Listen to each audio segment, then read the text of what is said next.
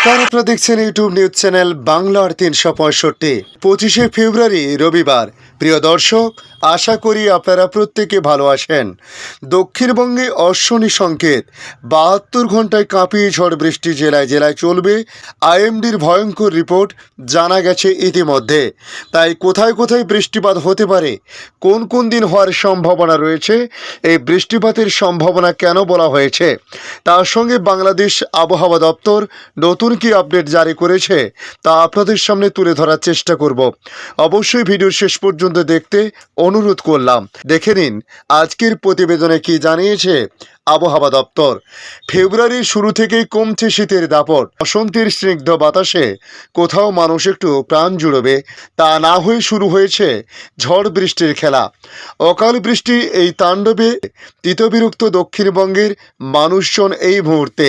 তুমুল বৃষ্টিতে ভিজেছে একাধিক জেলা। চলতি সপ্তাহের শেষেও বৃষ্টির ভ্রুকুটি বজায় রইল দক্ষিণবঙ্গের জেলাগুলিতে। হাওয়া অফিসের পূর্বাভাস, আগামী ৪ থেকে ৫ দিন বিরাট খেলা দেখাতে পারে আবহাওয়া। ভরা বসন্তে কালবৈশাখীর ছায়া। তাপমাত্রা স্বাভাবিকের ওপরে থাকলেও ঝড় বৃষ্টি বাড়তে শুরু করেছে গতকাল শনিবার থেকেই। পশ্চিমী ঝঞ্ঝার দাপট তো রয়েইছে, সেই সাথে আক্রমণ শনিবার থেকে নতুন ঘূর্ণাবর্তের। সাঁড়াশি আক্রমণে ভালোই ঝটকা খাবে জেলা থেকে শহরতলি। আজ আলিপুর আবহাওয়া দপ্তর জানিয়েছে, বঙ্গোপসাগরে জলীয় বাষ্প প্রবেশ করেছে রাজ্যে। অন্যদিকে পূবালি হাওয়া ও পশ্চিমী ঝঞ্ঝার সংঘাতও অনিবার্য। দুইয়ে মিলিয়ে ঝড় বৃষ্টি তো হবেই, সেই সাথে বজ্রপাতের সম্ভাবনা ১৬ আনা বলে বলা হয়েছে। দক্ষিণবঙ্গে আগামী মঙ্গলবার পর্যন্ত এমনই চলতে পারে বলে ধারণা আবহাওয়াবিদদের। পাশাপাশি আজ রবিবারও মিলবে না স্বস্তি। মৌসুম ভবনের সূত্রে খবর, আজ রবিবার বারবেলায়ও বৃষ্টিতে ভিজতে পারে পূর্ব ও পশ্চিম মেদিনীপুর, পুরুলিয়া এবং ঝাড়গ্রাম জেলা। রাজ্যের বাকি জেলাগুলিতে আকাশ মেঘলা থাকলেও বৃষ্টির সম্ভাবনা আপাতত নেই। তবে এই ৩ জেলায় সব জায়গায় বৃষ্টিপাত হতে পারে তা কিন্তু নয়। বিক্ষিপ্তভাবে ছড়িয়ে ছিটিয়ে বৃষ্টিপাতের সম্ভাবনার কথা বলা হয়েছে। তবে আগামীকাল সোমবার ফের একবার বৃষ্টির দাপটে জুবুথুবু হবে বাংলা। ওই দিন পুরুলিয়া, বীরভূম ও পশ্চিম বর্ধমান জেলাগুলিতে বৃষ্টির দাপট থাকবে অত্যাধিক বলে জানানো হয়েছে।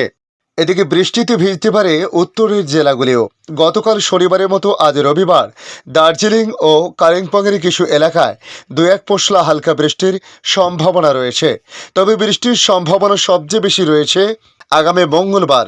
ওই দিন প্রায় গোটা দক্ষিণবঙ্গেই বজ্রবিদ্যুৎ সহ বৃষ্টির সম্ভাবনা রয়েছে বলে জানানো হয়েছে। আইএমডির আবহাওয়া দপ্তরে বলেছে, একদিকে বাংলাদেশ থেকে ঘূর্ণাবর্ত, অন্যদিকে উত্তর পূর্ব আসামের ঘূর্ণাবর্তের প্রভাবের কারণে এই অকাল বৃষ্টির সম্মুখীন হতে হচ্ছে পশ্চিমবঙ্গকে। এখন দেখে নেব বাংলাদেশ আবহাওয়া অধিদপ্তর থেকে পাওয়া ঢাকা, রাজশাহী, চট্টগ্রাম, খুলনা, বরিশাল, ময়মনসিংহ ও সিলেট বিভাগের আবহাওয়ার সংবাদ প্রতিবেদন তুলে ধরে কি জানানো হয়েছে।